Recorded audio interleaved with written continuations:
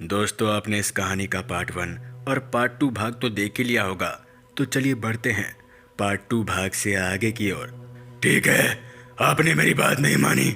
अब आपको मेरी असलियत देखनी पड़ेगी।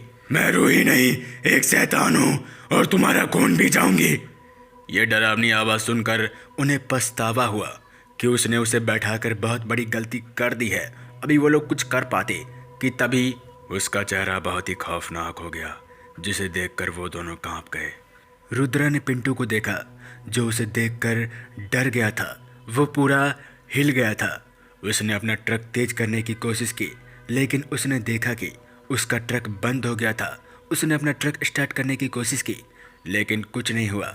ये सब देखकर वो दोनों हैरान हो गए। उस लड़की ने रुद्रा और पिंटू की हालत देखी और जोर जोर से हंसने लगी। उसने कहा, अब तुम दोनों कहाँ जाओगे? तुम्हारा ट्रक भी बंद हो गया है और यहाँ पर कोई मदद करने नहीं आएगा। अब तुम दोनों मेरे साथ चलो, मैं तुम्हें अपने घर ले जाऊंगी। रुद्रा और पिंटू ने उस आत्मा की बात सुनी और उससे रोते हुए भीख मांगी। उन्होंने कहा, नहीं, हमें छोड़ दो। हमने तुम्हारा क्या बिगाड़ा है? हम तो बस तुम्हारी मदद करना चाहते थे। हमें माफ़ कर दो, हमें जाने दो। उस लड़की ने रुद्रा और पिंटू की बात सुनी, लेकिन उसे दया नहीं आई। उसने कहा, नहीं, अब मैं तुम्हें नहीं छोड़ूंगी।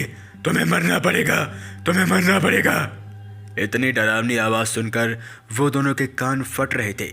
अभी वो दोनों कुछ कर पाते कि तभी उस आत्मा ने ट्रक का दरवाज़ा खोल दिया और रुद्रा और पिंटू को बाहर खींचने लगी। रुद्रा और पिंटू ने उस लड़की को रोकने की कोशिश की, लेकिन उस शैतानी आत्मा में बहुत ज़्यादा शक्ति थी। उस लड़की ने उन दोनों को ट्रक से बाहर फेंका और उनके ऊपर चढ़ गई। उसने उनके गले पर अपने दांत से काटने लगी। रुद्रा और पिंटू ने उस लड़की के दांत को अपने गले से हटाने की आखिरी कोशिश की, लेकिन उन्हें बहुत देर हो चुकी थी। उन्हें लगा कि अब उनकी आखिरी सांसें रुक चुकी है।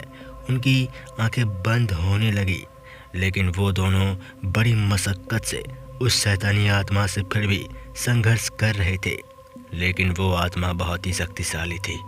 अब वो दोनों हार मान चुके थे और धीरे धीरे वो बेहोश हो रहे थे। बेहोश होने से पहले उन्होंने ट्रक की हॉर्न सुनी। फिर उन्हें कुछ नहीं मालूम कि क्या हुआ उनके साथ। जब उनकी आंखें खुली तो वो दोनों कंपनी के वेयर हाउस में पहुंच चुके थे, जहां उन्हें सामान पहुंचाना था। आंखें खुलते ही उन दोनों ने सब कुछ बता दिया कि उस रात क्या क्या उनके साथ हुआ था। सब बताने के बाद वो दोनों कुछ घंटों तक बहुत ही हक्के बक्के रहे कि वो दोनों जिंदा कैसे बच गए। तो मैनेजर ने उन्हें सब कुछ बताया कि कैसे उसने अपने स्टाफ की मदद से उन दोनों की मदद की। दरअसल उन सब के ट्रक में लोकेशन ट्रैकर रहता है, इसलिए स्टाफ वहां ट्रक लेकर पहुंच चुके थे और हॉर्न बजाने लगे उस शैतानी आत्मा को डराने के लिए। और यही हॉर्न उन दोनों ने सुना था बेहोश होने से पहले।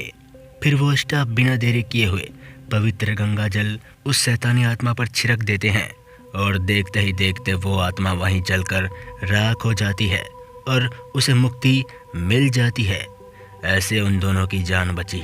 ये सब बातें सुनकर रुद्रा और पिंटू हैरान हो गए, खासकर रुद्रा, जिसकी सबसे बड़ी गलती थी कि उसने पिंटू के बार बार मना करने पर भी उस लड़की को लिफ्ट दे दिया और ट्रक में बैठने के लिए कह दिया। उस रात को तो वो दोनों कभी नहीं भूल सकते। वो रात उनके ज़िंदगी का सबसे खौफनाक रात था, सबसे भयावह रात था। तो दोस्तों, आपको कहानी कैसी लगी? मैं आपका दोस्त फिर से मिलूँगा ऐसे ही डरावनी कहानी के साथ। तब तक के लिए जय हिंद, जय भारत, जय श्री राम।